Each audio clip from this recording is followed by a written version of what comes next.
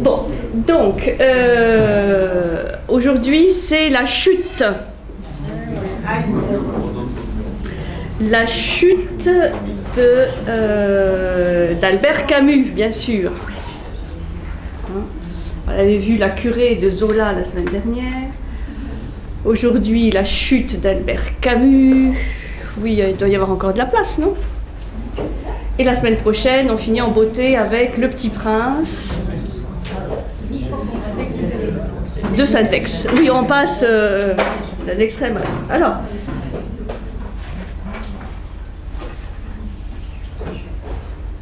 je vais commencer par une phrase du début de la chute, pas la toute première page, mais vous voyez, c'est un petit, plus petit que la curée. Ferez-vous un long séjour à Amsterdam? Belle ville, n'est-ce pas? Fascinante. Voilà un adjectif que je n'ai pas entendu depuis longtemps. Ça n'a pas de signification en soi, sorti du contexte, mais c'est le terme fascinant que je retiens, puisque je trouve que cet adjectif que prononce le héros ou son interlocuteur, on ne sait pas trop, tombe bien, enfin disons, convient bien à ce récit, puisque la chute est pas un roman, c'est un récit. C'est un livre fascinant qui prend l'aspect d'une confession en fait très calculée, à la fois délirante et lucide, cynique et trompeuse, où Camus va mêler avec un brio tout à fait exceptionnel plusieurs styles, du lyrisme, de l'ironie, souvent grinçante, du sarcasme, de la confidence, du tragique, mais aussi de la désinvolture et aussi beaucoup de désespoir. Donc c'est multifacétique. C'est une œuvre du même coup assez difficile parce qu'elle est toute en allusion, en reprise, en digression, et on peut dire que plus nous avançons dans le récit et sur la connaissance du héros qui s'appelle Jean-Baptiste Clamence, plus en fait ce personnage quelque part nous échappe. D'où l'intérêt, je pense, de lire et relire, comme beaucoup d'œuvres, ce récit pour en saisir toute la profondeur et les multiples facettes. Alors, ce qui va devenir en fait le dernier récit de Camus, était initialement intitulé « Un héros de notre temps ». Ça ne s'appelait pas « La chute », il s'appelait « Un héros de notre temps ». Et il devait faire partie d'un recueil de nouvelles qui était édité par Camus, qui s'appelle « L'exil et le royaume ». Et puis, donc, il devait faire partie de ce recueil de nouvelles comme une simple petite nouvelle. Et puis, il semble que Camus ait été lui-même pris et un peu même surpris par l'expansion de ce récit qu'il va écrire très vite, en fait, entre septembre 55 et février 56. Donc, vous voyez, à peine 6 mois d'écriture, 55 et 56, et finalement il va le publier à part, comme un récit autonome, à part et avec une ampleur qu'il n'avait pas forcément imaginée au départ. Camus reçoit le prix Nobel quelques mois après la parution de La Chute.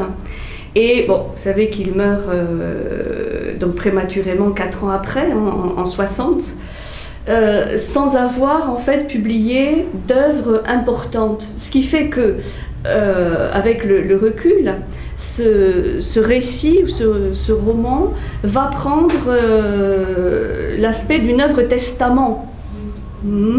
Ce qui n'était pas du tout prévu, évidemment, dans la tête de Camus, puisque c'est sa dernière, on peut dire, grande œuvre, alors que, voilà, donc c'est la destinée d'une œuvre vraiment particulière, puisque c'est vrai qu'elle va résumer, en quelque sorte, pas mal d'aspects de Camus.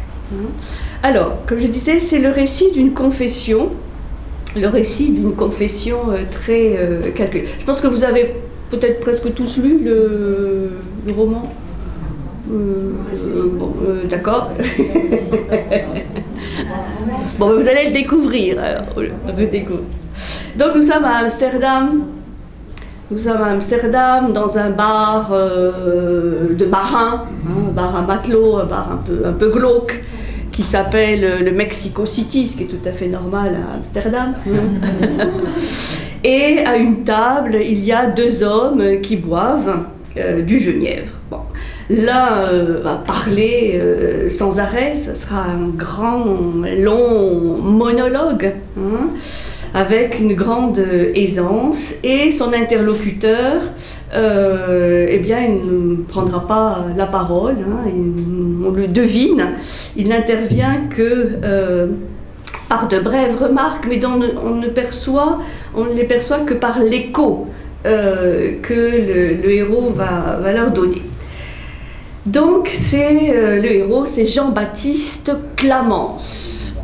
Jean-Baptiste Clamence, qui est un ancien grand avocat parisien, qui a trouvé donc un nouvel auditeur, un interlocuteur à qui parler, et qui l'amuse d'abord par son bavardage, et puis ses formules un peu grinçantes,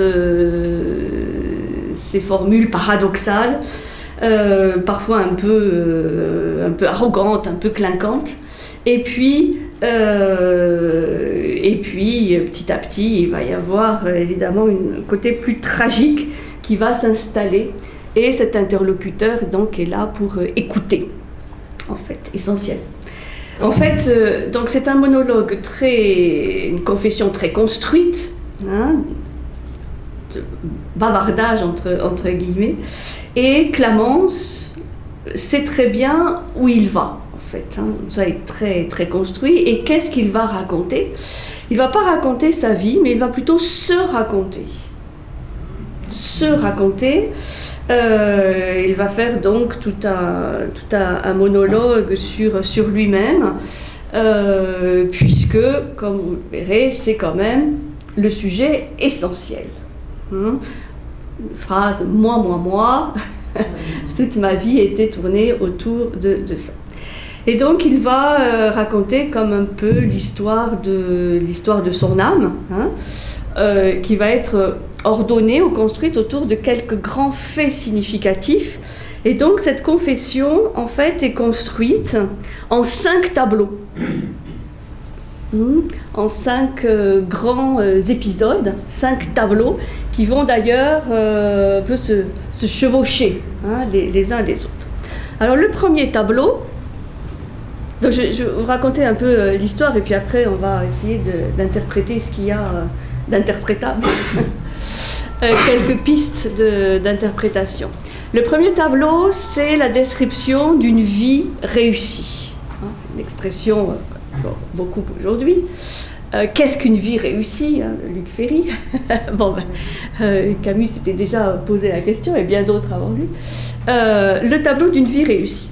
Jean-Baptiste Clamence est un brillant avocat, bien fait de sa personne, danseur infatigable, je cite, et discret érudit. Et il pratique, dit-il, les sports et les beaux-arts.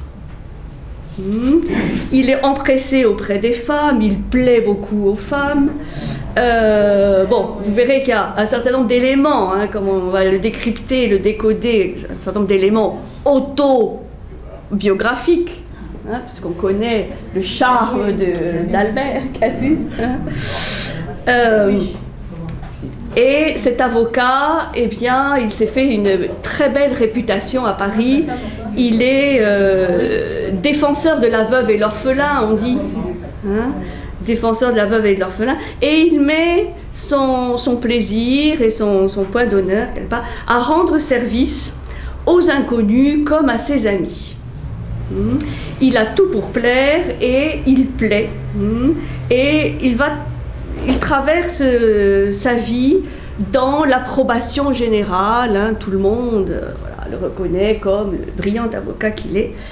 Et surtout, il traverse la vie au milieu de sa propre approbation. C'est-à-dire, voilà, il plane au-dessus de toutes les petitesses, les mesquineries, il ignore l'échec, il ignore l'obstacle, il est parfaitement heureux.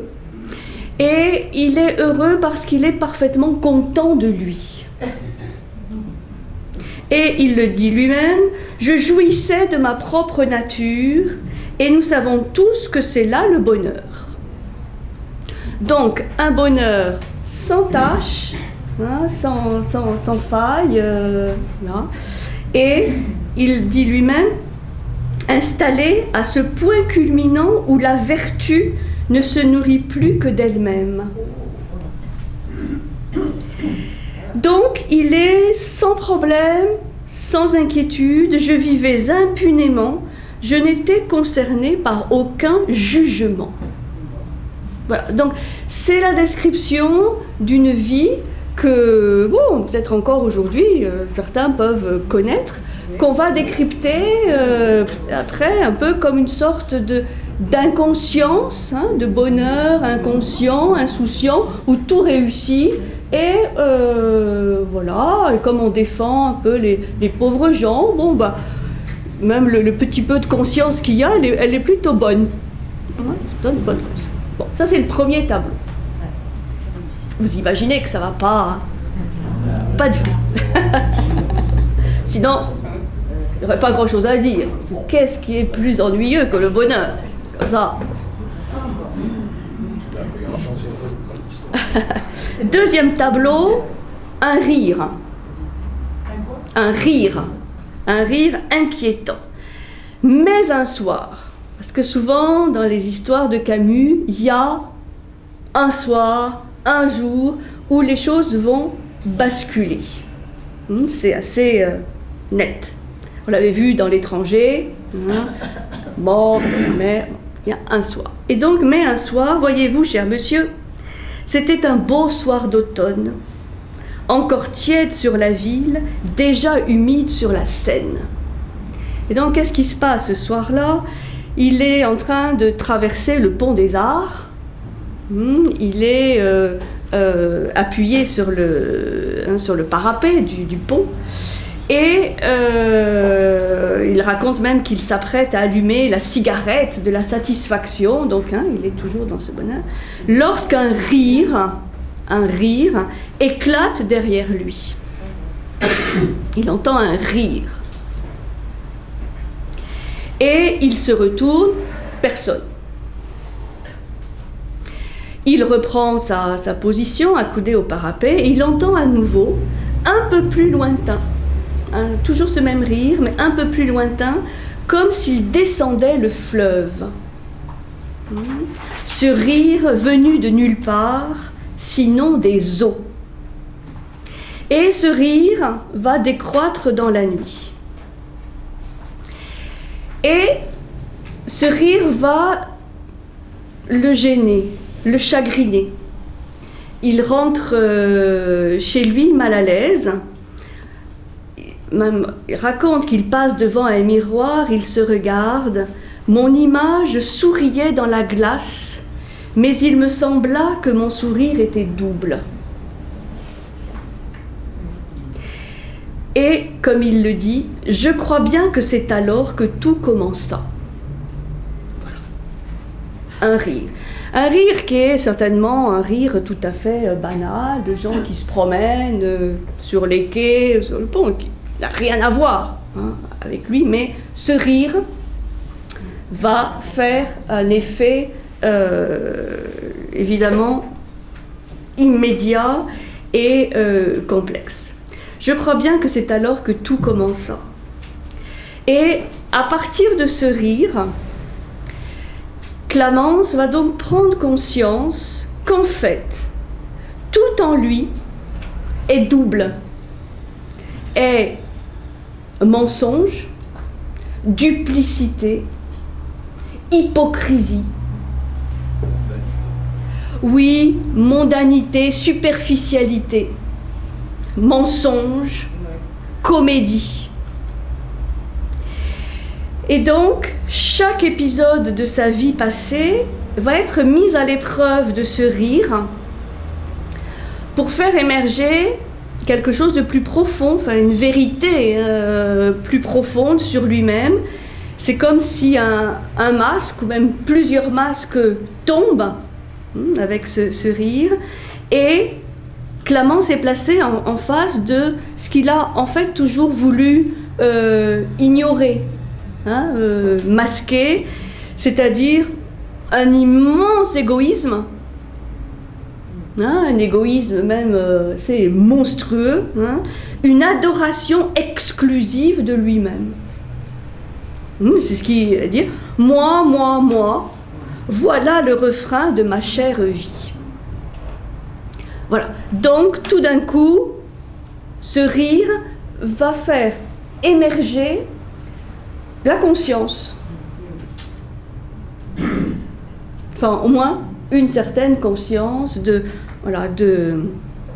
mensonge, d'hypocrisie, de duplicité. J'aime bien ce terme parce qu'en fait, rien n'est jamais ni tout blanc, ni tout noir, mais parfois double, sans tomber dans schizophrénie, mais disons duplicité. Ça, c'est le deuxième tableau. Troisième tableau, ce qu'il va appeler lui-même la découverte essentielle. La découverte essentielle. Pourquoi ce rire va-t-il avoir un tel impact, un tel effet? Eh bien, Clamence va nous l'expliquer, ou il va plutôt nous le faire deviner, près au milieu du récit, en nous relatant une aventure dont le souvenir l'attendait, comme il dit, au centre de sa mémoire. Ça va faire surgir un souvenir qu'il avait enfoui, qu'il avait bien caché au fond de lui-même, au centre de sa mémoire. Et c'est ça ce qu'il appelle sa découverte essentielle. Et là, on a un autre événement. C'était une nuit de novembre, vers 1h du matin, donc encore une fois, obscurité, 2 ou 3 ans avant le rire. Donc là, il nous ramène en arrière, flashback, cinéma. 2 ou 3 ans avant le rire, qu'est-ce qui s'était passé? Eh bien, il traversait le pont Royal, donc toujours un pont sur la Seine. Il remarque une jeune fille penchée sur le parapet et qui semblait regarder le fleuve. Il passe, quelques instants après, il entend la chute d'un corps dans l'eau, suivi d'un cri plusieurs fois répété, qui descendait lui aussi le fleuve, puis s'éteignit brusquement. Il se dit, il faut faire quelque chose. Je voulais courir et je ne bougeais pas. Et il pense, trop tard, trop loin, et il rentre chez lui sans prévenir personne.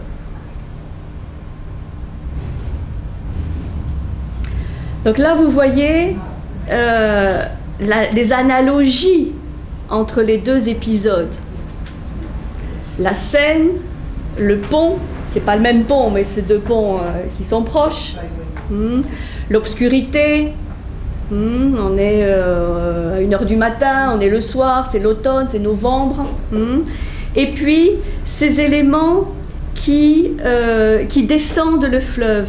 On a le rire qui descend le fleuve et on a le corps de cette jeune femme ou ce cri qui va aussi descendre le fleuve. Donc, qu'est-ce qui ressurgit? Ce cri, et puis évidemment la lâcheté dont il a fait preuve, sachant ce qu'il faudrait faire et ne le faisant pas. Ça rappelle, ça peut rappeler une anecdote que raconte saint Augustin dans ses Confessions, quand il était petit et qu'il voyait des poires dans le verger du voisin, vous connaissez peut-être l'histoire, et qu'il sait très bien que c'est pas bien d'aller voler les poires, mais il le fait quand même. Donc, on sait ce qu'il faut faire, on sait ce qu'il ne faut pas faire, et on ne le fait pas. Voilà ce qui, quelque part, taraude, enfin, la conscience de Clamence, bien que pendant 2-3 ans, il n'en ait pas été affecté.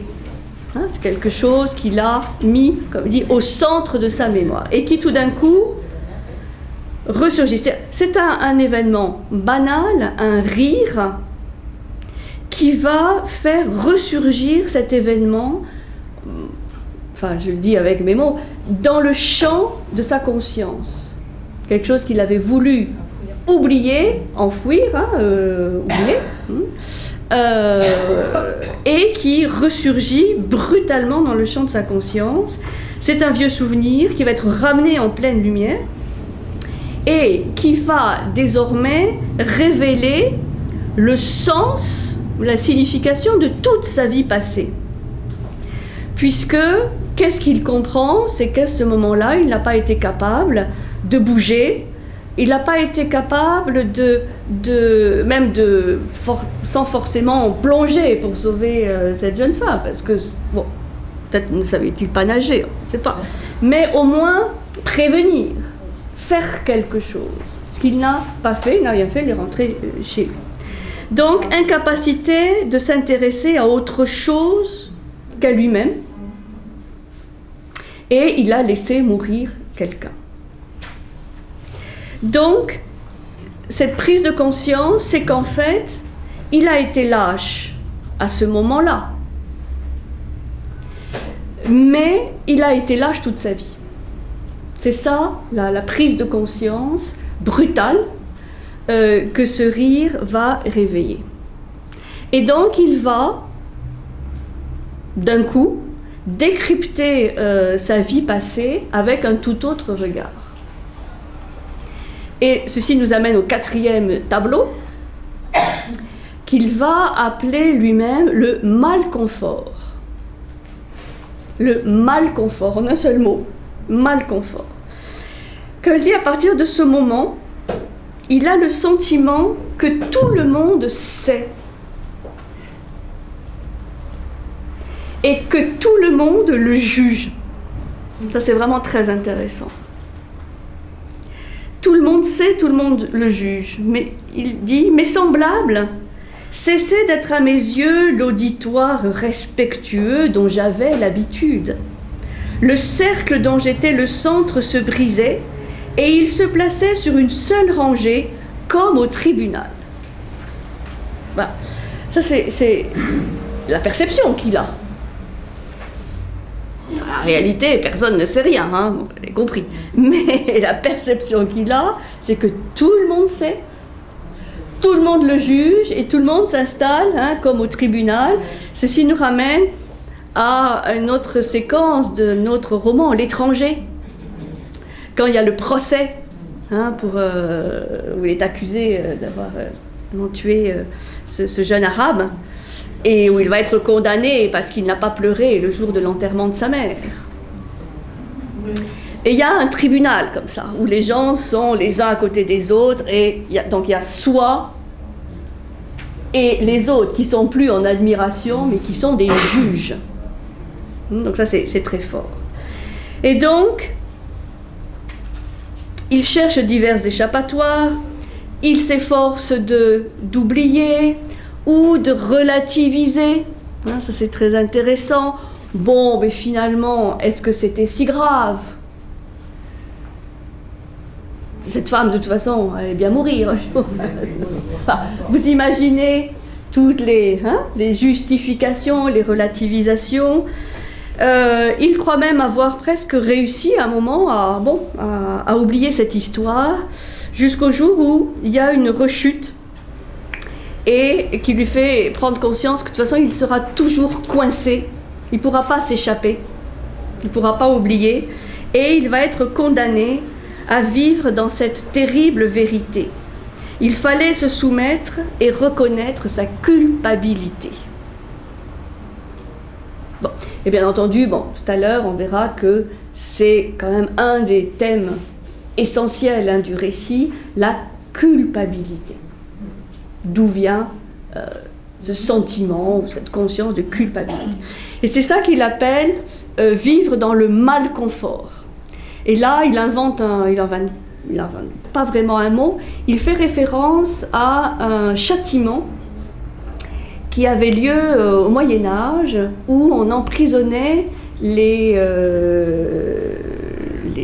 prisonniers, enfin les criminels, dans des cages petites, où le prisonnier ne pouvait ni se tenir debout, ni assis. Donc dans une position, évidemment, éminemment inconfortable, et ce qui les faisait évidemment vieillir et mourir très, très vite. Donc une position douloureuse qui va symboliquement, évidemment, représenter cette position dans laquelle il est. Ou de toute façon, qu'il soit assis, debout, couché, à genoux, il est dans l'inconfort. Et c'est un inconfort qui ne cessera jamais. Une sorte d'impasse, ou vraiment d'inconfort. Et là, il devient désormais la proie d'une véritable obsession de jugement face aux autres. Il se sent à chaque instant jugé, évidemment mal jugé. Et là, il y a ces phrases, il y a une intensité dramatique, évidemment, qui croît. Vous parliez du jugement dernier. Permettez-moi d'en rire respectueusement. Je l'attends de pied ferme. J'ai connu ce qu'il y a de pire, qui est le jugement des hommes. Voilà. Donc, le jugement dernier, très relatif par rapport au jugement des hommes. Et plus loin, il va dire, je vais vous dire un grand secret, mon cher. N'attendez pas le jugement dernier. Il a lieu tous les jours.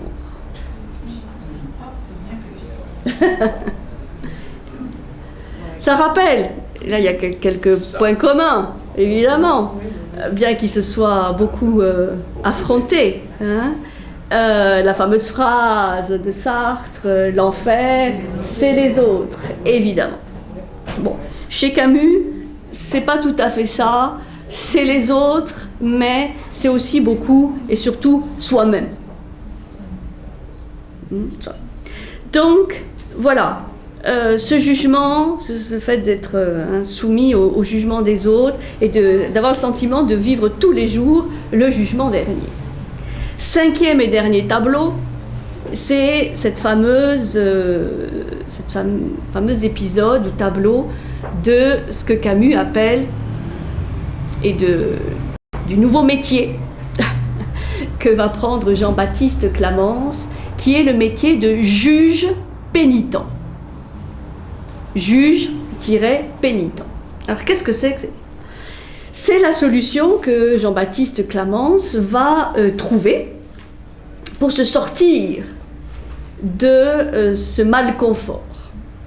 Il est très content de la solution qu'il trouve. C'est quoi cette solution? C'est s'accuser lui-même, s'accuser devant les autres, avant que les autres ne le fassent, mais s'accuser de telle sorte que les autres, que les interlocuteurs, s'accusent finalement encore plus que lui. C'est-à-dire que ces interlocuteurs devant lesquels il va s'accuser soient amenés à se reconnaître aussi coupables, si ce n'est, ou sinon encore plus coupables que lui, et qu'il va donc pouvoir juger. C'est un renversement. Renversement de situation. Il dit, plus je m'accuse, plus j'ai le droit de vous juger. Juge pénitent. Pénitent dans le sens, oui, on confesse, on s'accuse de ses faux, de sa lâcheté, de sa duplicité, mais ceci va amener sur le thème, sur le ton de la confidence, à recevoir des accusations ou des confessions des autres, et à ce moment-là, de pouvoir les juger. Juge pénitent. Et là, il y a une sorte vraiment de crescendo dramatique, dans le sens où il affirme à son interlocuteur qu'il a trouvé là vraiment le secret du bonheur. Bon. Quelle ivresse de se sentir Dieu le Père et de distribuer des certificats définitifs de mauvaises mœurs. Je plains sans absoudre, je comprends sans pardonner, et surtout, je sens enfin que l'on m'adore. Voilà. Donc, bon, évidemment, vous voyez, il y a beaucoup de choses à comprendre. A-t-il vraiment pris conscience? Est-ce que c'est vraiment trop dur à assumer, à affronter, que finalement il revient à la case départ? Mais on sent là que c'est une joie, c'est un bonheur vraiment encore plus artificiel, évidemment, et qu'il n'y a pas d'issue. Enfin, là, franchement, et donc, il y a la fièvre qui le prend, il y a l'alcool qui aide, il rentre dans une sorte de délire, et il hurle « Je suis heureux, vous dis, je vous interdis de ne pas croire que je suis heureux à mourir. » Donc, et il le dit bien, de toute façon, lui, il ne pardonne pas, il n'absout pas. Et donc on sent bien que pour lui, il n'y a pas de pardon, il n'y a pas de rédemption, il n'y a pas d'absolution. Et on va comprendre que c'est en étudiant ce qui lui manque que on peut interpréter ce qui est pour Camus l'essentiel, en fait, à développer pour se sortir de cette impasse, de ce mensonge, ou de cette hypocrisie qu'il a atteint une sorte de paroxysme. C'est pour ça, c'est un récit qui dérangeant, qui décapant, qui dérange, parce qu'il y a beaucoup de cynisme, il y a beaucoup, et en même temps beaucoup de lyrisme.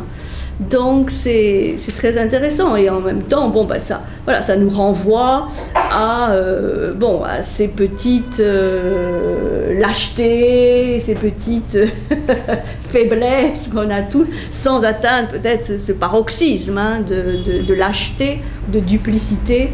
Mais qu'est-ce qu'on fait avec tout ça?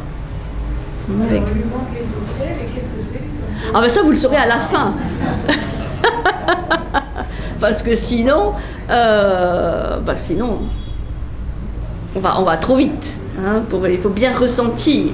Subitement, le ton se casse et dans un sanglot dit « Oh, soleil, plage et les îles sous les alizés, jeunesse dont le souvenir désespère. » Il a tout d'un coup une vision, et ça j'y reviendrai tout à l'heure, sur un monde autre dont il ne cesse de rêver, qui est celui du soleil, hein, des plages, des îles sous les alizés, de la jeunesse, d'une sorte d'innocence. J'y reviendrai tout à l'heure.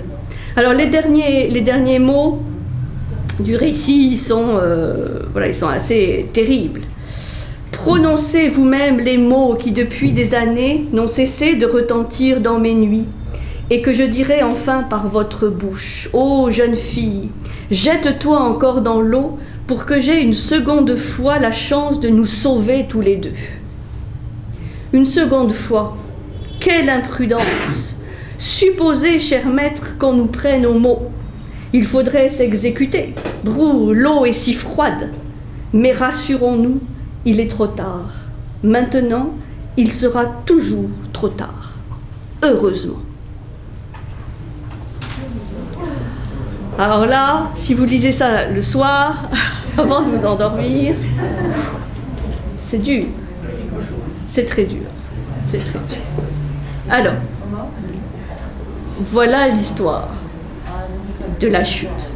Alors, ce que je vous propose, c'est quelques éléments d'interprétation, des pistes, hein, parce que c'est court, mais c'est dense.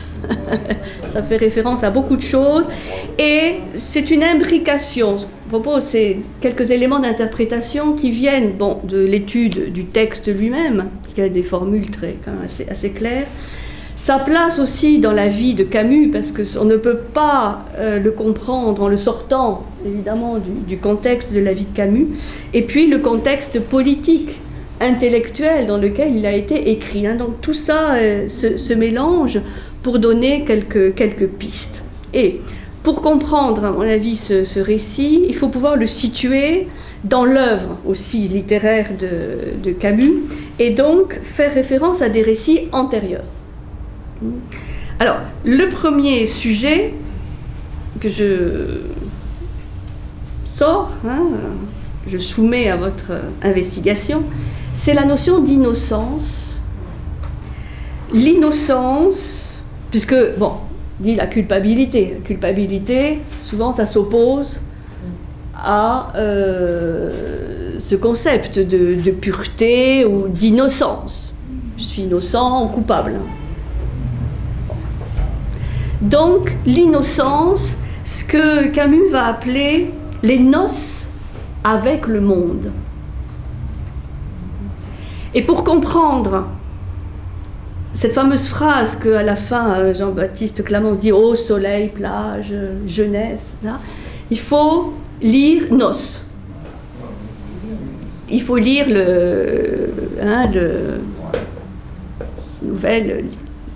l'œuvre littéraire de Camus qui s'appelle « Noces », qui est en fait sa première...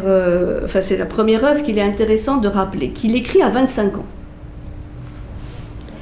Et dans cet ouvrage, Noces, il y décrit justement un bonheur innocent, insouciant, inconscient, une joie de vivre qui est faite de manière très simple, d'une sorte d'ivresse, vécue justement sous le soleil, sur la plage, et là évidemment nous sommes sur les plages d'Algérie, Tipaza.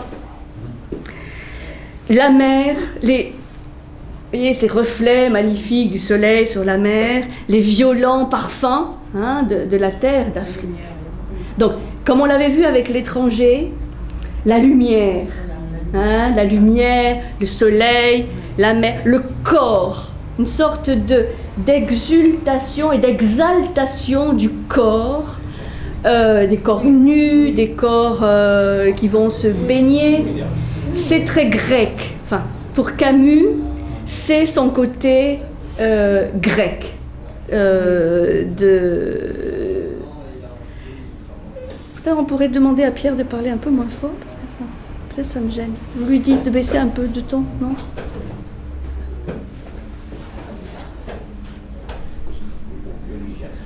Non, par là.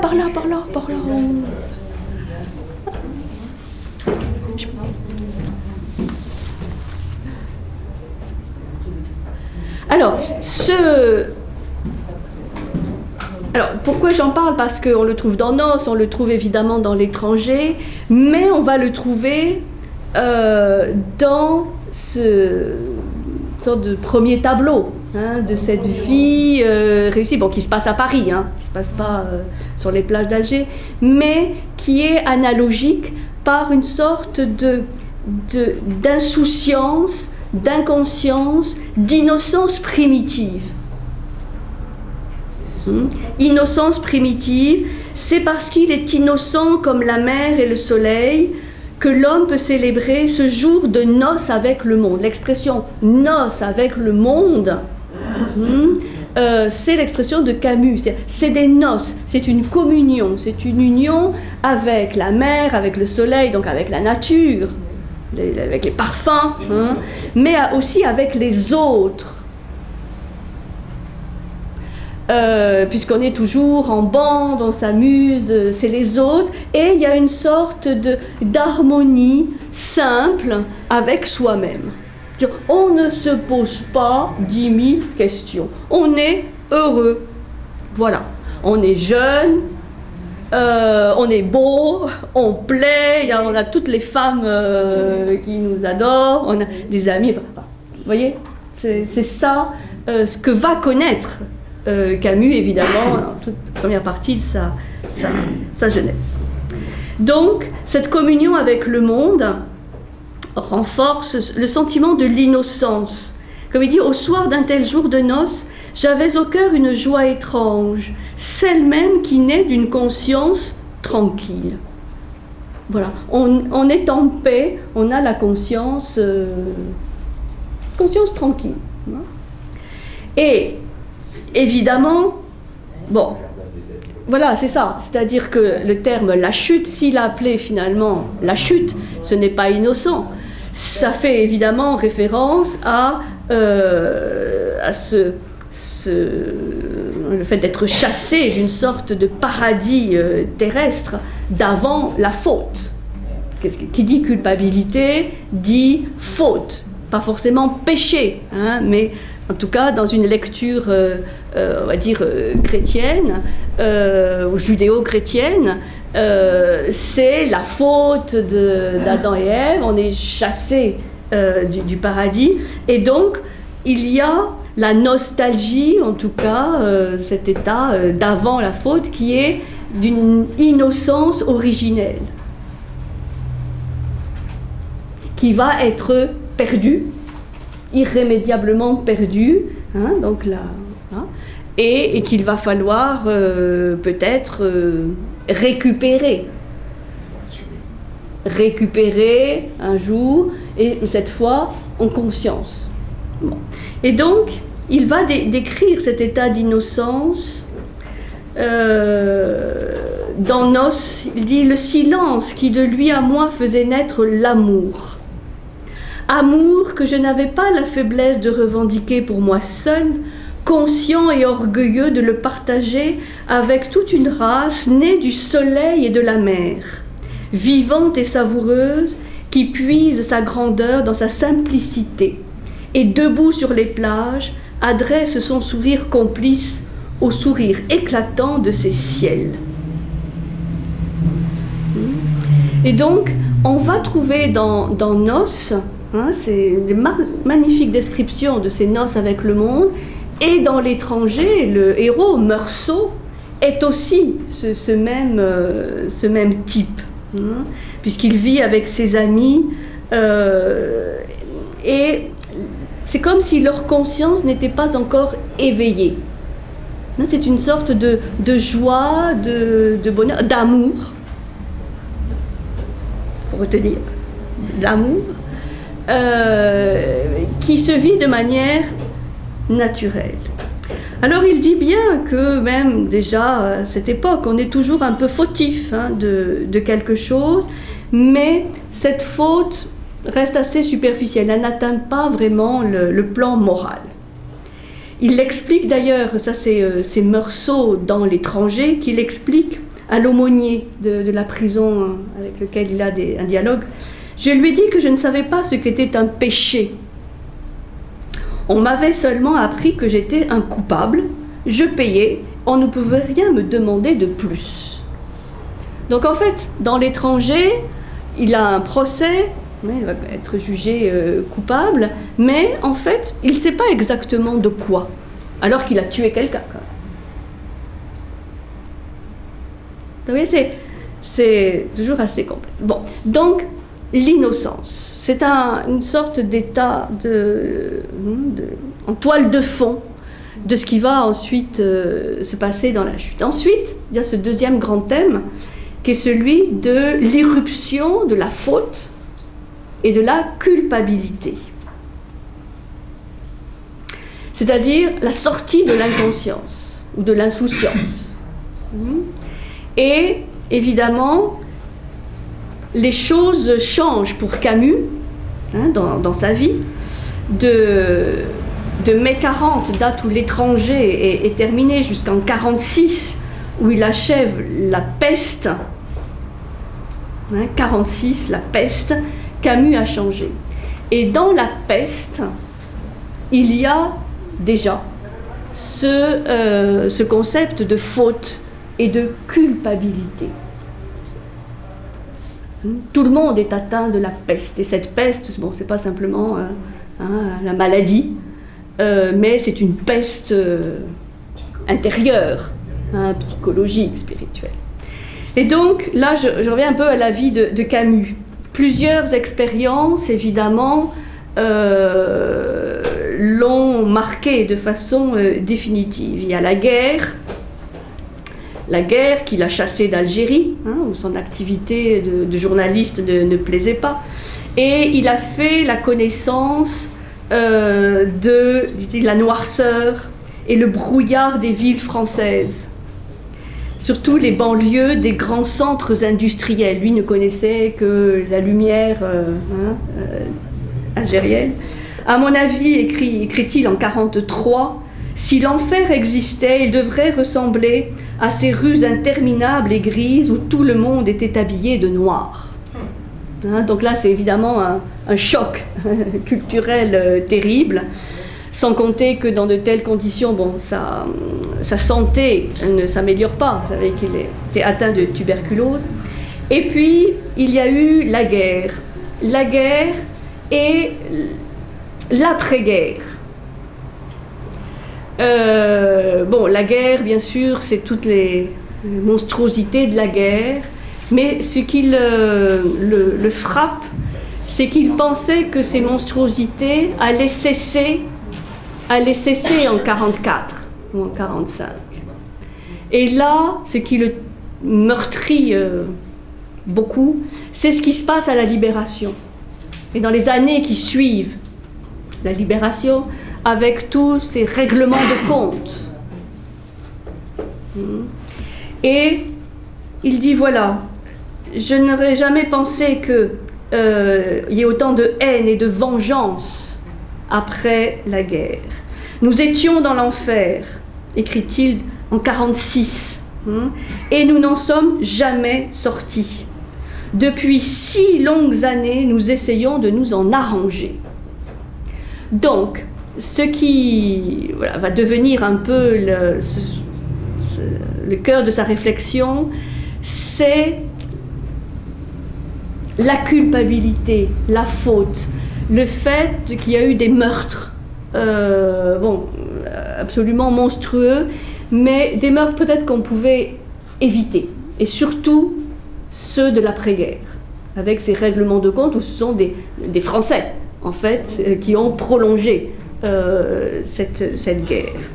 Et donc, il prend conscience que, de toute façon, personne n'est pur. D'un côté comme de l'autre, on est complice du meurtre. J'ai appris cela, que nous étions tous dans la peste. Et j'ai perdu la paix. Chacun la porte en soi, la peste, parce que personne au monde n'en est indemne. Wow. Donc, la guerre, avec toutes ces prises de conscience.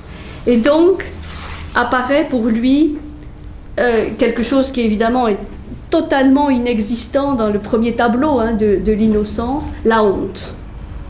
La honte. Cela fait longtemps que j'ai honte.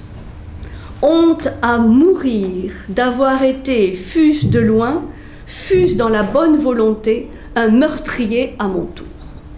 Voilà, donc, personne n'échappe au fait d'être coupable, d'être fautif, et pas de petites fautes, de fautes anodines, mais de meurtre.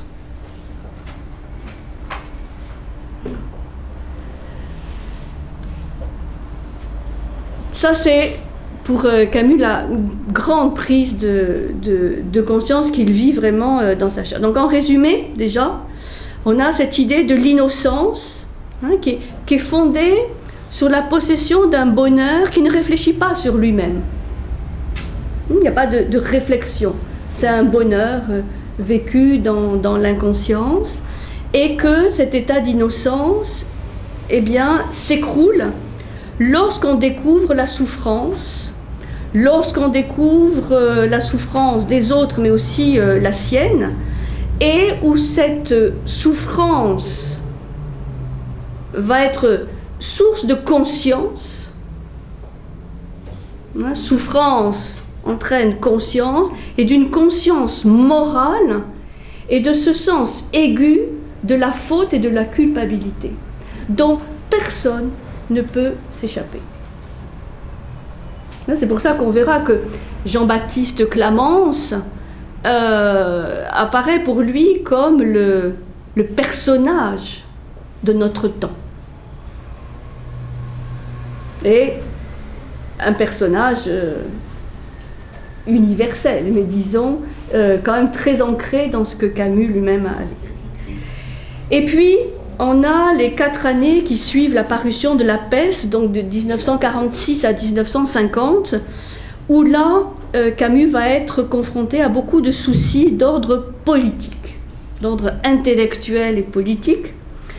C'est l'éclatement de son équipe rédactionnelle de son journal, Combat, qu'il va quitter.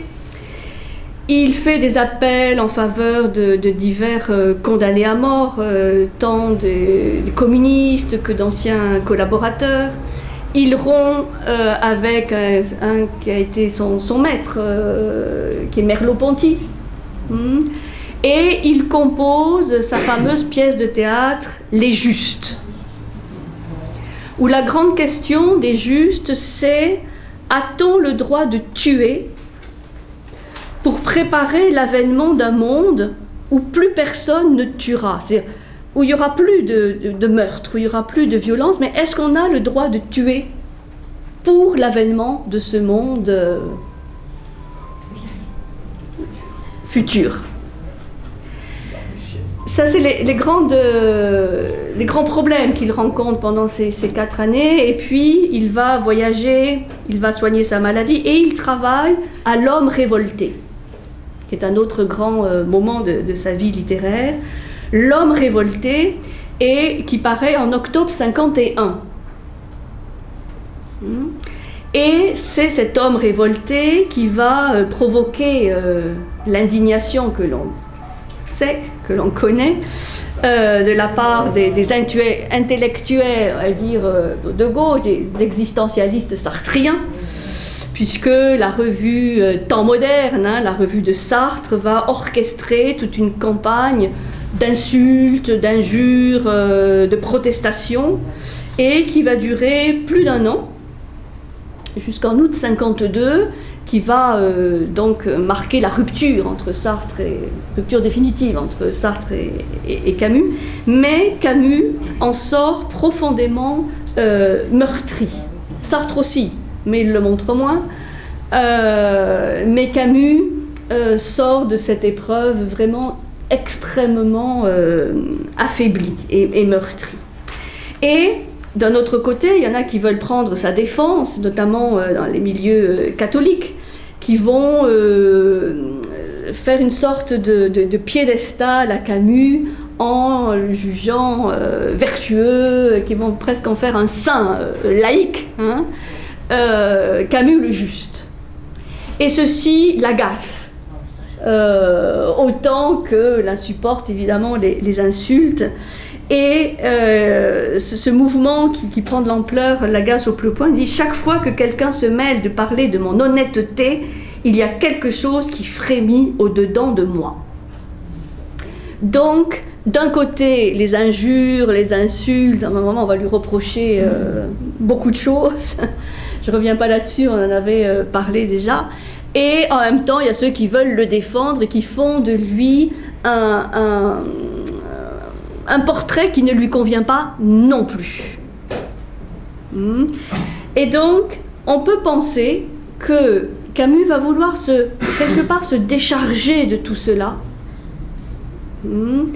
dans cette nouvelle. D'abord, cette petite nouvelle, un héros de notre temps. Évidemment, on pense bien que le héros de notre temps, c'est lui aussi. Et puis cette nouvelle qui va prendre de l'ampleur et qui va devenir ce récit de la chute. Et donc, ce qu'on peut comprendre de ce qu'il poursuit comme but en écrivant la chute? Je dirais un triple but. C'est très très riche, mais disons, wow, un triple but, me semble-t-il. D'abord, il va caricaturer, semble-t-il, jusqu'à la monstruosité, parce que Jean-Baptiste Clamence est quand même une sorte de monstre aussi. Il caricature jusqu'à la monstruosité le tricheur, l'embusqué, je cite, qu'on lui reproche d'être. Puisque vous savez que les Sartriens vont lui reprocher de ne pas avoir pris clairement fait et cause dans certains procès, enfin, de ne pas s'être mouillé, quoi. Après, il y aura de ne pas s'être mouillé, et notamment dans ce qui sera plus tard la guerre d'Algérie. De ne pas avoir pris clairement position, soit en faveur de l'Algérie française ou de l'indépendance. Ça lui a été beaucoup reproché, donc une sorte de duplicité. Et cette duplicité, évidemment, qu'on lui reproche, on va la retrouver chez Jean-Baptiste Clamence. Il ne faut pas oublier que dans l'explication théologique, entre guillemets, Jean-Baptiste Clamence, c'est pas un nom choisi non plus au hasard. Jean-Baptiste, celui qui quand même annonce la rédemption, le Christ, qui baptise, et Jean-Baptiste, et Clamence in deserto, celui qui clamait dans le désert, qui criait dans le désert, le cri. Enfin, vous voyez, donc tout est très construit, rien n'est vraiment au hasard dans ce récit. Celui qui clame, qui annonce un temps nouveau, mais qui pour l'instant est compris de personne. Donc il va caricaturer ce côté de triche, de mensonge, de duplicité, d'embusqué qu'on lui reproche, et il veut réfuter par l'absurde les allégations de ses adversaires. Et c'est pas un hasard non plus si Jean-Baptiste Clamence est un ancien avocat, un avocat hypocrite, puisque Sartre comparait Camus à un avocat hypocrite. Donc il va utiliser une partie des insultes qu'il a reçues pour en faire son personnage. Ensuite il attaque. Et dans le texte de la chute, on trouve des remarques féroces sur, je cite, nos intellectuels, nos philosophes, nos athées de bistrot. Bon, là, évidemment, c'est clair, boulevard Saint-Germain, le café de Flore, nos athées de bistrot, les cafés spécialisés où se réunissent nos humanistes professionnels, nos grands hommes du moment, etc., etc. Donc là, bon, la cible est assez claire.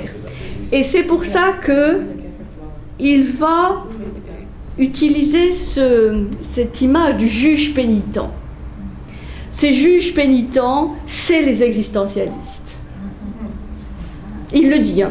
C'est pas moi qui l'invente, puisqu'il invite les existentialistes à se regarder tels qu'ils sont eux-mêmes. Et donc c'est toute l'équipe des temps modernes, hein, autour de Sartre qui est visée. Dans ses carnets, hein, de novembre 54, dans ses carnets, existentialisme, 2 points. Quand il s'accuse, on peut être certain que c'est pour accabler les autres. Des juges pénitents. Voilà. Donc, bien sûr, ce métier de juge pénitent va bien au-delà d'un contexte, disons, historique, hein, intellectuel de l'époque, mais c'est quand même eux qui sont aussi visés. Hein, donc, il règle ses comptes. Hein? À juste raison, et enfin, disons, bon, après, hein, ça dépend si on est du côté de Sartre ou de Camus, mais je sais qu'ici, on est plus du côté de Camus. Hein. Il nous est plus sympathique que le Parisien Jean-Paul. Et autre chose qu'il veut détruire, autre chose qu'il veut faire, c'est détruire cette fameuse réputation de Camus le juste.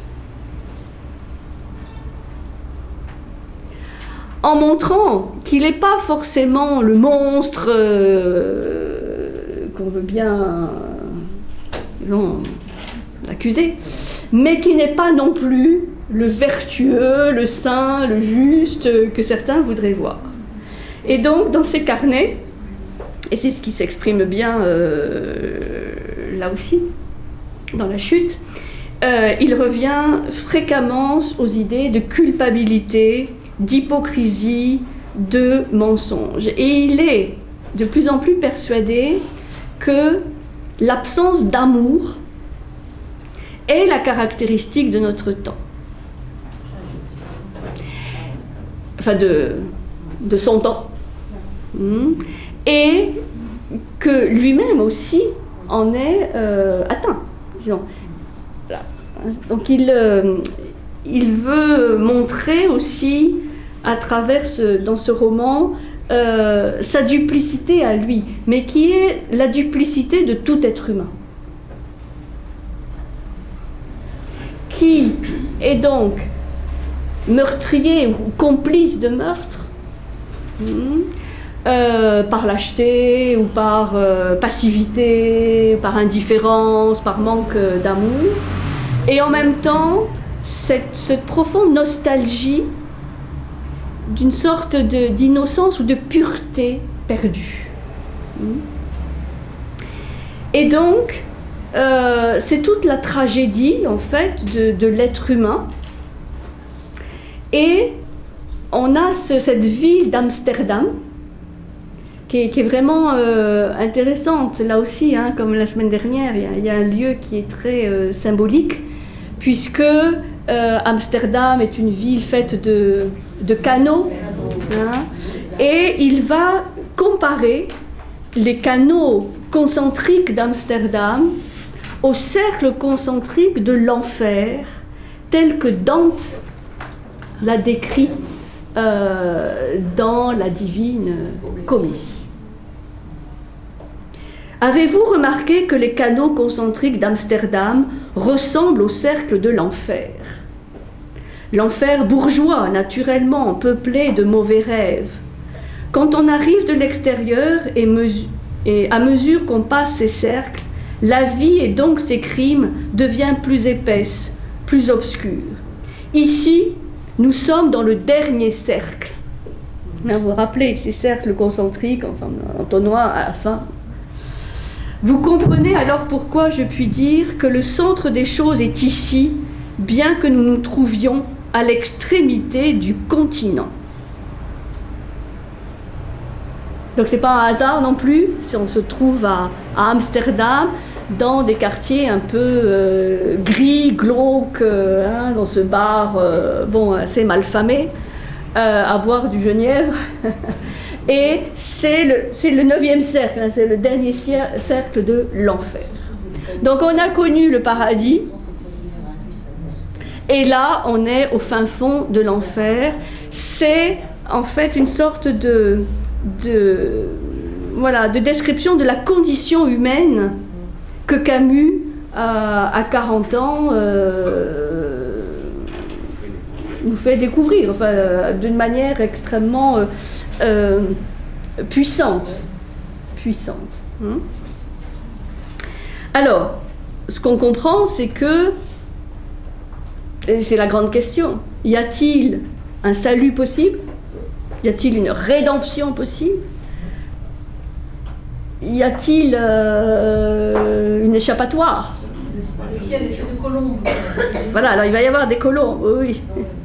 Et on va peut-être le découvrir vers la fin, où il y a beaucoup de symboles, évidemment, notamment ces colombes, à un moment qui arrivent.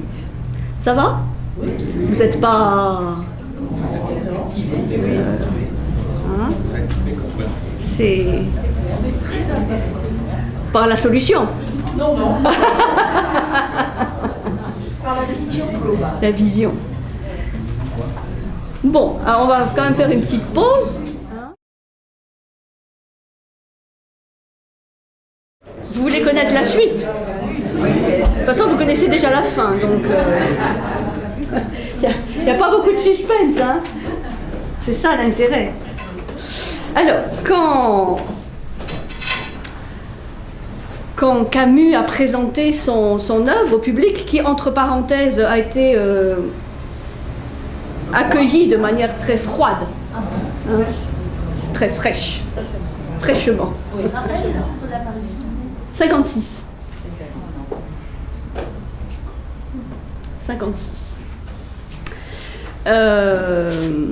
Quand il a présenté son œuvre au public, il a posé cette question: Jean-Baptiste Clamence est-il un cas particulier ou l'homme du jour? Ou, comme on pourrait dire, le héros de notre temps. Aujourd'hui, on dirait l'anti-héros. Et en fait, quelque part, il y a la réponse dans le livre, puisque Clamence, à un moment donné, explique à son interlocuteur. J'ai oublié de dire une chose tout à l'heure, mais vous l'avez sûrement deviné, c'est qu'à la toute fin, on apprend que cet interlocuteur invisible, silencieux, est en fait lui aussi avocat parisien. Un collègue. Non, disons qu'il donne un peu la réplique, mais on ne connaît ses répliques que par l'écho que Jean-Baptiste lui donne. Donc voilà, c'est une autre manière aussi de boucler la boucle. Et donc Clamence, à un moment donné, dit ceci: je mêle ce qui me concerne et ce qui regarde les autres. Je prends les traits communs, l'homme du jour, enfin, tel qu'il sévit en moi et chez les autres. Avec cela, je fabrique un portrait qui est celui de tous et de personne. Quand le portrait est terminé, comme ce soir, je le montre, plein de désolation. Voilà, hélas, ce que je suis. Le réquisitoire est achevé, mais attention, je ne m'accuse pas grossièrement à grands coups sur la poitrine. Non, je navigue souplement, je multiplie les nuances, les digressions aussi, j'adapte enfin mon discours à l'auditeur. J'amène ce dernier à enchérir, mais du même coup, le portrait que je tends à mes contemporains devient un miroir. Voilà. Donc, ce n'est pas un cas particulier, ce n'est pas simplement l'homme du jour, ce n'est pas le héros de notre temps, c'est la condition humaine, en tout temps, en tout lieu. Donc, ce qu'on va voir, c'est que dans la vision de Camus, il n'y a pas de pardon, il n'y a pas de salut, il n'y a pas de rachat, il n'y a pas de grâce, car nous sommes dans un monde sans Dieu, sans transcendance, pour employer un grand mot. Ça me rappelle ce qu'on avait vu de manière tout à fait extraordinaire aussi, ô combien puissante, chez Dostoïevski, avec les frères Karamazov. Dans un monde sans Dieu, comment s'en sort-on?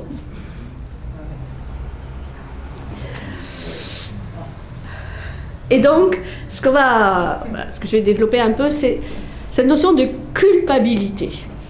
Innocence, culpabilité. Parce que ça, c'est quelque chose, je pense, qui nous touche tous.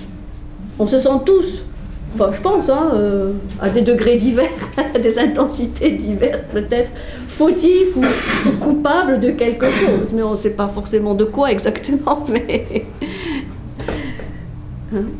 Coupable, mais pas responsable. Responsable, mais pas coupable. Il faut dire que c'est toujours des questions qui animent notre société. Alors, qu'est-ce qu'on peut dire là-dessus? On distingue souvent deux aspects de la culpabilité. En philosophie, deux aspects de la culpabilité. On va parler d'abord soit d'un sentiment de culpabilité, soit une conscience de culpabilité. Sentiment ou conscience de culpabilité qui envahit un individu à partir d'un acte précis, d'un acte commis qui, d'une manière ou d'une autre, transgresse une loi ou une norme. On a fait quelque chose, voilà, qu'on considère néfaste, mal, qu'on peut regretter, pour lequel il peut y avoir du remords. Vous remarquerez que chez Jean-Baptiste Clamence, il n'y a pas un seul soupçon de remords. Peut-être il aimerait avoir une seconde occasion, comme il dit à la fin, mais cette seconde occasion, de toute façon, c'est trop tard. Donc elle ne se représentera pas. Donc, cette culpabilité, elle est attachée à un acte précis, cette transgression, qui est l'objet d'une rupture, d'une remise en question, telle qu'on la voit dans le roman, d'une réconciliation impossible avec soi-même. C'est-à-dire que cette transgression, elle est là et elle va tout changer dans nos relations avec nous-mêmes, mais aussi avec les autres. C'est ce qu'on voit très bien avec le tableau de la chute, où tout d'un coup, la relation qu'il a avec les autres change du tout au tout. Pas du fait des autres, qui eux n'ont pas changé, mais dans la perception qu'il a des autres. On a l'impression que tout le monde est au courant et que tout le monde nous juge. C'est une perception subjective, comme dirait Jean-Pierre. Il est où, Jean-Pierre? Il est là, il se cache. Subjectif, mais en tout cas, c'est quelque chose qui est très fort et qui va tenir l'individu prisonnier du passé, qui va provoquer parfois un retrait d'une participation au monde, en tout cas un changement dans la manière d'agir, de ses relations avec les autres. Il y a vraiment une rupture bien, disons, définie, déterminée, avec un acte. Alors après, il y a plusieurs réponses à cela. Soit le fait de l'assumer, cet acte en question, d'assumer la responsabilité, soit de le relativiser. Oh, c'était pas si grave, tout le monde aurait fait pareil, bon, vous connaissez la justification, jusqu'à une relativisation extrême, où il y a en fait plus de sentiment de culpabilité, en tout cas en apparence. On est mal dans sa peau quand même. Bon, enfin, pas forcément. Pas forcément, parce que, voilà, il y a plein de mécanismes, de défense, à la fois mentaux et émotionnels, qui font que, bon, et quand c'est bien, vous voyez, quand c'est bien enfoui, comme dans le cas de Jean-Baptiste, où il n'y aurait pas eu ce rire, il aurait continué, ou pas. Donc, ça, c'est cette notion de culpabilité qui va être corrélée à celle de honte, de souffrance, de remords, etc. Bon. Et puis, il y a un deuxième aspect de la culpabilité qui, là, est beaucoup plus un sentiment diffus, continu, d'une sorte de culpabilité générale. Alors, certains vont dire que c'est la conséquence du péché originel, qui rejaillit sur tout un chacun. Mais c'est une sorte de sentiment diffus de culpabilité dont on n'est pas soi-même responsable. Voilà, c'est ce sentiment, on est tous un peu fautifs. On ne sait pas exactement de quoi. Mais il y a cette expression, on est tous un peu fautifs de quelque chose. Et si on commence à creuser, on va bien trouver de toute façon quelque chose, mais dont on n'est pas directement l'auteur.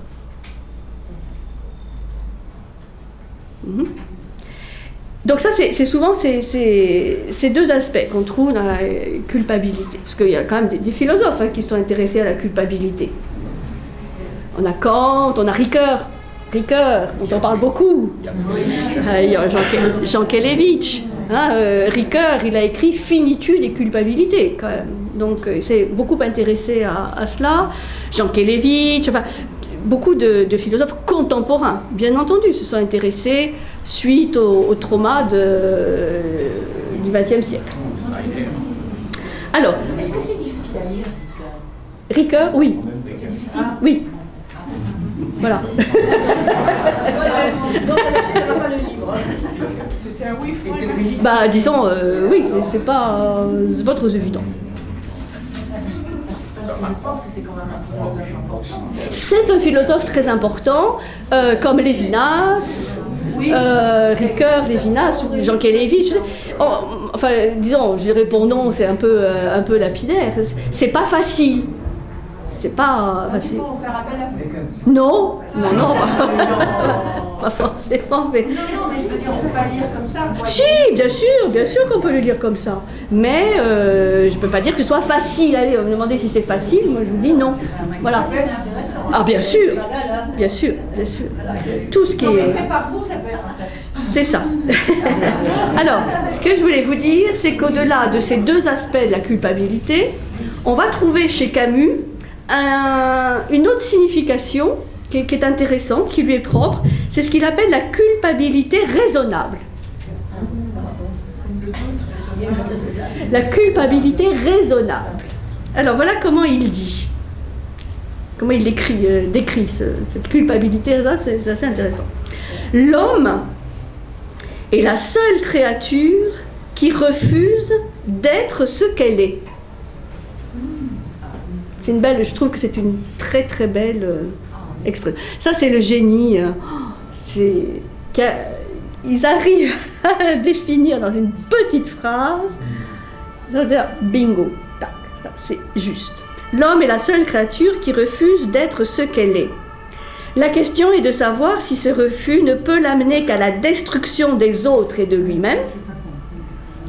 Si toute révolte doit s'achever en justification du meurtre universel, ou si au contraire, sans prétention à une impossible innocence, elle peut découvrir le principe d'une culpabilité raisonnable. Oui, je vais relire. Ça, c'est dans L'homme révolté. C'est dans L'homme révolté. Cette notion de culpabilité raisonnable. L'homme est la seule créature qui refuse d'être ce qu'elle est. D'assumer la complexité de sa nature. Des ombres et lumières, nature divine peut-être, ou spirituelle, nature matérielle, qui a du mal à assumer cette complexité. Un animal, une plante, une pierre ne vont pas se poser cette question de la culpabilité. On n'en sait rien. On n'en sait rien. Bon, en tout cas, ils n'ont pas écrit les livres sur tout ça. Je sais que c'est un sujet, surtout sur les animaux aujourd'hui. Il y a Frédéric Lenoir. Oui, mais c'est un ramassis de banalité. Voilà, il a écrit ça très vite, il a écrit ça en 3 semaines. Moi, je ne devrais pas le dire. Bon. Lettre ouverte aux animaux et aux personnes qui les aiment. Hein. Bon, donc, c'est dans l'air du temps. Alors, revenons à Camus. L'homme est la seule créature qui refuse d'être ce qu'elle est. La question est de savoir si ce refus ne peut l'amener qu'à la destruction des autres et de lui-même. Si toute révolte doit s'achever en justification du meurtre universel, ou si au contraire, sans prétention à une impossible innocence, et à tous les concepts, elle peut découvrir le principe d'une culpabilité raisonnable. Cette culpabilité raisonnable, elle veut dire qu'elle peut permettre d'entrevoir une issue. C'est pas une culpabilité qui est destructrice de soi ou des autres. Les gens qui se détruisent par culpabilité, par sentiment de culpabilité. C'est totalement parfois irrationnel, mais c'est terrible. Donc, bon, est-ce que c'est inévitable? Non. Et c'est grâce à cette notion de culpabilité raisonnable, ou raisonnée, c'est-à-dire que voilà, on assume tous, mais qui permet d'envisager une autre issue que la destruction.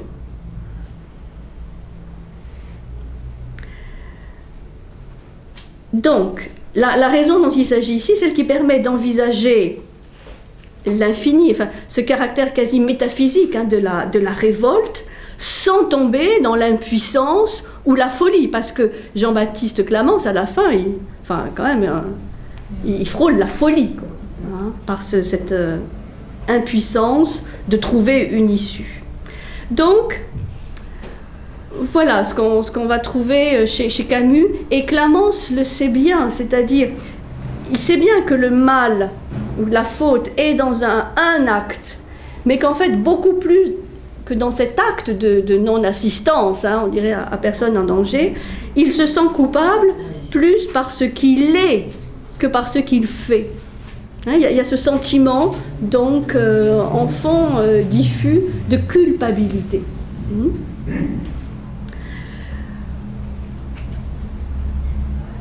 Alors, il le dit lui-même, et c'est une illustration, il y a plusieurs illustrations de cette culpabilité raisonnable. Il dit à un moment, « Je sais quelle devrait être l'enseigne de ma boutique et le texte de mes cartes de visite. Une face double, un charmant Janus. Et au-dessus, la devise de la maison, ne vous y fiez pas. Sur mes cartes, Jean-Baptiste Clamence, comédien. »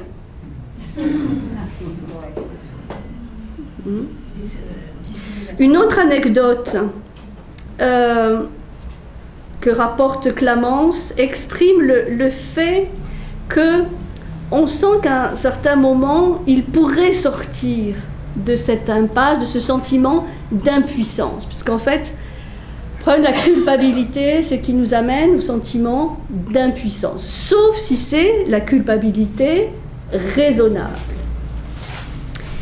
Il dit, à un moment, on m'a parlé d'un homme dont l'ami avait été emprisonné et qui couchait tous les soirs sur le sol de sa chambre pour ne pas jouir d'un confort qu'on avait retiré à celui qu'il aimait. Qui, cher monsieur, qui couchera sur le sol pour nous? Si j'en suis capable moi-même, écoutez, je voudrais l'être. Je le serai.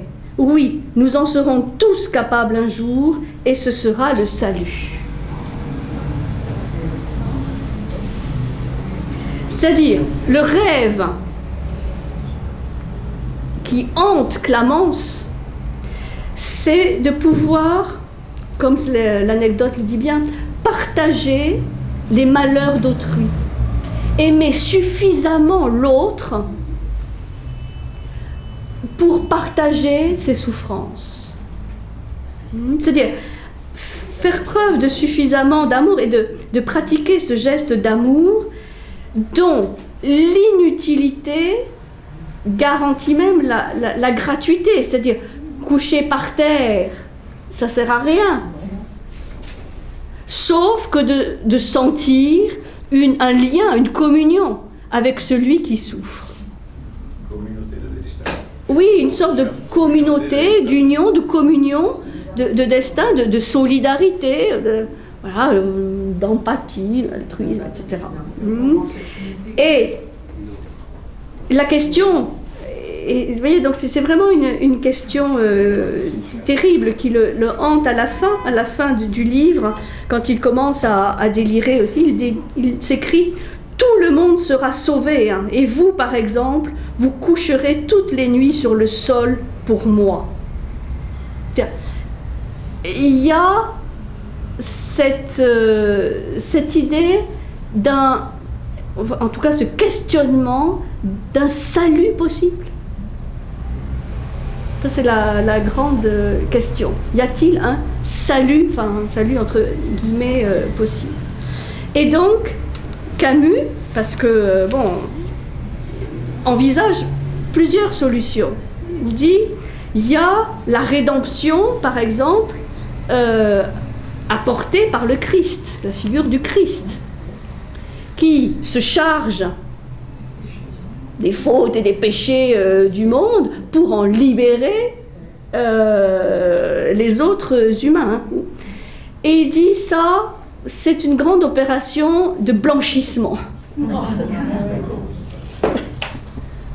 C'est-à-dire le sacrifice d'un seul, qui blanchit automatiquement tous les autres et leur assure une sorte d'impunité inconditionnelle.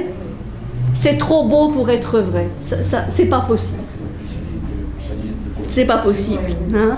Et il dit même si une telle rédemption était possible, c'est-à-dire d'avoir cette rédemption par le sacrifice christique, la question ne serait pas réglée pour autant. Parce que resteraient les autres et soi-même.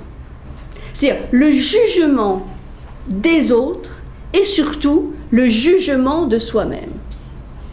Parce que les autres, même si le Christ, Dieu, nous pardonne nos péchés, les autres, non. Et surtout, nous-mêmes, nous n'allons pas nous pardonner, nous allons nous juger. Donc, cette rédemption par le sacrifice d'un seul ne règle pas le problème de la faute, de la culpabilité. Ça ne marche pas si on n'y croit pas, mais si on y croit, ça marche très bien. Alors, Camus dit Dieu n'est pas nécessaire pour créer la culpabilité, ni punir. Nos semblables y suffisent, aidés par nous-mêmes. Là, il y a une conjonction des autres et de soi-même pour créer cette culpabilité. Donc, comment obtenir le pardon des autres? Déjà, par le fait de se pardonner soi-même. Le grand empêchement à y échapper au jugement n'est-il pas que nous sommes les premiers à nous condamner et à ne pas pouvoir nous pardonner? Et donc, là, il va déboucher sur la question de la liberté. C'est-à-dire toute la problématique, ce qui est expliqué dans le fait que l'être humain est la seule créature qui refuse d'être ce qu'elle est, c'est-à-dire d'assumer, qu'est-ce que ça veut dire? D'assumer la liberté dont elle est dotée. C'est pour ça qu'on peut parler d'une moindre liberté pour les autres règnes. Mais l'être humain possède cette liberté, justement, de, connaissant ce qu'il faudrait faire, eh bien de ne pas le faire. C'est une liberté formidable. Mais comment assumer la rançon de cette liberté qui n'a point de maître ni de référence transcendante? Ça, c'est la grande question camusienne. Hein, c'est-à-dire, comment on fait, et c'était un peu celle de Dostoïevski aussi, comment on fait pour assumer cette liberté sans qu'il y ait quelque chose, une réalité au-dessus de nous.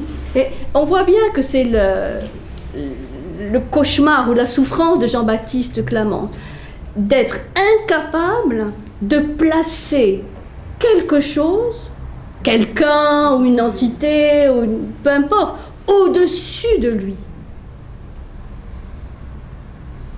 Tout est horizontal ou dans un état de domination des autres. Mais lui-même se placer au service de quelque chose qui le dépasse est inconcevable. Et c'est pour ça que à la fin, c'est vraiment un système d'impuissance, donc de folie. La seule solution, c'est la folie. Puisque là, bon, il y a une distance par rapport à ce qu'il vit. Et donc, c'est en négatif ce que préconise, enfin, disons, ce qu'évoque Camus, c'est que la solution, elle est dans le fait quand même de placer quelque chose au-dessus de soi, de faire référence à une réalité transcendante. C'est pour ça que beaucoup de catholiques vont le soutenir, parce qu'ils vont quand même s'y reconnaître. Simplement, lui, que va-t-il placer en tant que réalité transcendante? Quelque chose qu'on a vu dans l'état d'innocence, mais qui était vécu alors de manière inconsciente, hein, ou insouciante, c'est l'amour. Et dans l'œuvre de Camus, vous vous rappelez on dit qu'il y a 3 grandes étapes, même si c'est plus complexe, ça se chevauche. Il y a l'absurde, le cycle de l'absurde, c'est-à-dire le fait de ne pas avoir de réponse aux questions qu'on se pose, le vide abyssal, hein, un peu pascalien, de ces questions auxquelles on n'a pas de réponse, donc l'absurdité du monde, l'absurdité de la vie, la mort, enfin, voilà, rien n'a de sens, absurde. Comme réponse à l'absurde, la révolte, la rébellion, c'est-à-dire on ne peut pas supporter ce monde, donc c'est l'action. C'est l'action militante, l'action rebelle, l'action révolte, parce qu'on ne peut pas faire de cette absurdité du monde, on ne peut pas s'en satisfaire, puisque rien n'a de sens. Donc on se révolte, mais la révolte, elle doit déboucher sur l'amour. Sur cet amour, on dirait presque inconditionnel, vis-à-vis des autres et vis-à-vis de soi-même. Pour pouvoir se pardonner, pour pouvoir non pas se juger, mais se réconcilier, c'est un peu fade, mais s'aimer tel qu'on est. Mais ceci est possible pour Camus à partir du moment où il y a quelque chose de transcendant auquel on donne son amour un peu comme une offrande.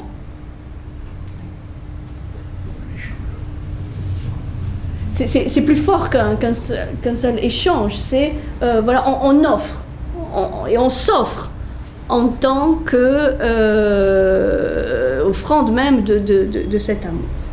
Et si ceci est refusé, eh bien, c'est la situation de Clamence. C'est-à-dire de devenir fou par sentiment d'impuissance. Et avec voilà, l'alcool qui apparaît comme le grand dérivatif, enfin pour faire l'autruche, pour ne pas affronter. Il dit des choses très, très puissantes. Seul dans une salle morose, seul dans le box devant les juges et seul pour décider devant soi-même ou devant les juges. Au bout de toute liberté, il y a une sentence. Voilà pourquoi la liberté est trop lourde à porter. surtout lorsqu'on souffre de fièvre ou qu'on a de la peine ou qu'on n'aime personne. Ou qu'on n'aime personne. Ah mon cher, pour qui est seul, sans Dieu et sans maître, le poids des jours est terrible. Donc que faire d'une liberté quand il n'y a ni Dieu ni maître, qui est le slogan des anarchistes. Ni Dieu ni maître, donc on se trouve seul face à cette liberté, et si on n'aime personne, eh bien le poids des jours est terrible. Il dit bien sûr, il y a des juges, il y a des lois, il y a des codes, mais ces lois, ces codes ne punissent que des fautes précises.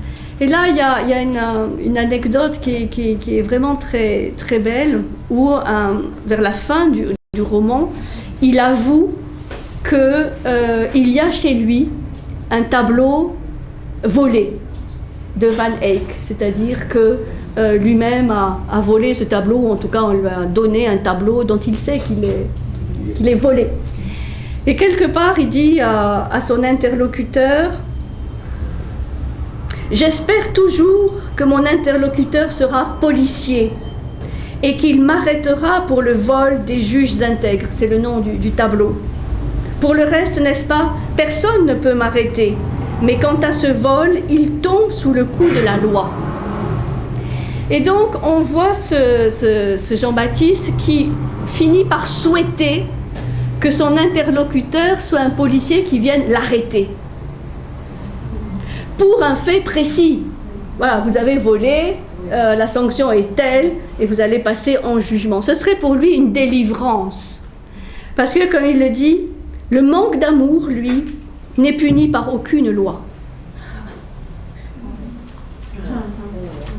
Et donc, on reste dans cette culpabilité qui n'est pas raisonnable, qui est diffuse, ou même s'il y a un acte précis, de toute façon, personne ne pourra le condamner pour non-assistance à personne en danger. Il n'y avait personne. Personne ne l'a vu. Donc, il finit par souhaiter d'être arrêté pour un fait concret. Je trouve ça très intéressant. Parce que là, ça dégonflerait ce ballon de baudruche de cette culpabilité diffuse. Au moins, il saurait pourquoi il est. Et donc, c'est toujours la question à l'interlocuteur. Bon, est-ce que vous êtes ce policier qui va venir m'arrêter? Et donc, comme vous allez dire, cette consolation un peu dérisoire lui est refusée, puisque l'interlocuteur qu'il a encore là, c'est un ancien avocat, donc c'est quelqu'un qui lui ressemble, c'est pas un policier. Eh bien, il reste dans cet état d'éternel accusé et d'éternel jugé mais pas condamné. Ce qui, oui, pour lui est la pire des choses. Parce qu'on sent que s'il était condamné, ça serait une formidable libération. Un soulagement, une libération. Mais enfin, c'est pas sûr. C'est pas sûr non plus. Ah oui, il faudrait écrire la suite. Oui, parce que la suite est un peu condamné. Alors, c'est donc, ça c'est la réponse à l'angoisse de Françoise. La solution, l'amour. C'est comme il dit, naître aux autres, naître comme la naissance, naître aux autres. Et c'est peut-être le fond de cette exigence morale de Camus, en donnant disons, à la notion d'altérité une dimension vraiment importante. Alors, je sais que c'est Lévinas qui a développé à merveille cette notion d'altérité, découvrir le visage de l'autre. Mais chez Camus, il y a un petit peu de cela. Naître aux autres, c'est-à-dire aussi naître à l'autre qui est l'autre, mais aussi qui est l'autre en moi, en soi-même. Et donc, c'est cette ouverture de cœur, en fait. Intelligence du cœur. Donc culpabilité raisonnée qui n'est pas, qui permet, disons, de se libérer par l'ouverture du cœur. Ça tombe bien, on a Saint-Texte la semaine prochaine, qui, de certains points de vue, est assez proche par cette intelligence du cœur qu'on ne voit bien qu'avec le cœur. Et c'est ce qu'on appelle chez Camus cette pensée que lui-même a appelée, en reprenant une expression de Nietzsche, la pensée de midi. La pensée de midi, avec toute la symbolique du midi, qui est un moment de zénith, enfin, de culmination, mais en même temps très fugitive. On passe à midi, et puis, voilà, juste de passer midi, on n'y est plus. Donc c'est une sorte de situation, mais là, pas de malconfort. Disons une situation de tension, pas toujours confortable, parce que c'est un peu l'équilibre, l'acrobatie, mais entre justement ces deux aspects de l'homme, entre cette grande lumière qui est dans l'homme, mais aussi le côté plus sombre, plus obscur. Donc cette pensée de midi, ce qui est une expression de Nietzsche, entre Apollon et Dionysos, Camus va la reprendre parce que le midi, voilà, ça fait aussi référence au soleil d'Alger. Et on le comprend par défaut, en voyant la folie ou l'impuissance de Clamence, qu'est-ce qu'il lui faudrait pour sortir de cet état de destruction? C'est de s'ouvrir à l'autre et de pouvoir, comme il l'exprime, dormir sur le sol, parce que celui ou celle qu'il aime dort, disons, privé de confort. Ce partage de souffrance, mais sublimé par quelque chose de transcendant qu'on partage. C'est un des semble-t-il, des messages, pas simplement de la chute, mais de toute l'œuvre de Camus, ce qu'il exprime bien aussi dans ses carnets, le fait qu'il y a une issue. Il ne faudrait pas penser que voilà, nous sommes tous des Jean-Baptiste, Clamence, déterminés de manière fataliste à la folie ou à l'impuissance ou à une culpabilité qui nous détruit, mais qu'il y a une possibilité de surgir par le haut, à ce dilemme d'une nature humaine qu'on n'a pas forcément choisi, mais avec laquelle il faut vivre. Donc c'est, de mon point de vue, un message d'espoir que donne Camus. Nous pouvons gérer et sentir responsable de cette liberté qui nous est donnée. Vous voyez, ça fait réfléchir. Enfin, je pense par rapport à nos propres sentiments de culpabilité, ou de responsabilité. Et évidemment, de cette liberté, il s'agit d'en être responsable. C'est-à-dire liberté, sentiment de responsabilité aussi de cette liberté, est ce qui nous fait sortir du sentiment diffus ou pas de culpabilité. Et si on n'a jamais ressenti ce sentiment de culpabilité, il faut se poser quand même des questions. S'il n'y a pas 2-3 choses dont on pourrait se sentir coupable, histoire de se sentir humain, partager quelque chose avec l'humanité souffrante. Bon, c'est quelques pistes. Vous voyez, c'est très riche. Très, très riche.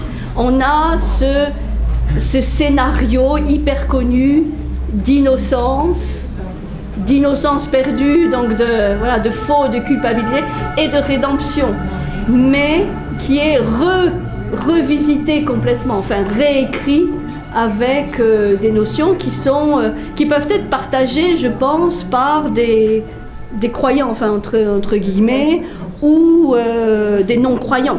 Parce que quand on parle d'une réalité transcendante, c'est pas forcément Dieu, c'est pas forcément une figure religieuse, au sens étroit du terme, je dirais.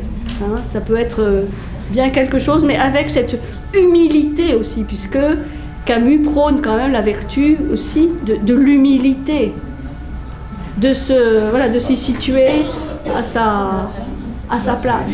Par rapport à cette transcendance. Oui, et c'est vrai que Camus est un grec, c'est pour ça qu'on l'aime ici. À Marseille, on est grec. C'est le sens de la tragédie grecque. Dans quelle mesure sommes-nous des marionnettes, ou manipulés par des marionnettistes, ou y a-t-il une liberté possible? Et oui, Antigone, qui transgresse la loi, qui est punie par la loi, mais y a-t-il rédemption? Donc c'est des questions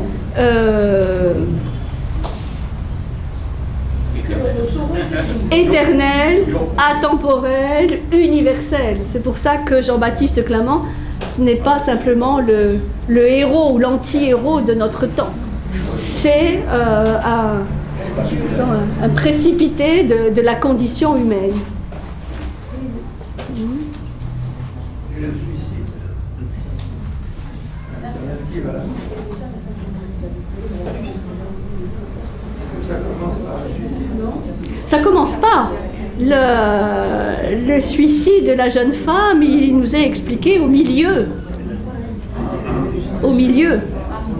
Et ce suicide, personne ne se pose la question de pourquoi cette jeune femme s'est suicidée. C'est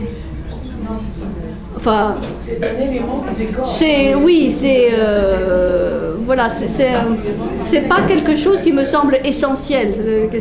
Il y a plein d'autres philosophes qui ont évoqué la problématique du suicide, mais bon, on peut dire aussi que quelque part, à la fin, il se saborde, Jean-Baptiste. Donc, quelque part, c'est une autre forme de suicide. Ça peut aussi se voir comme ça. Se soumet à la folie, au délire. Bon, voilà.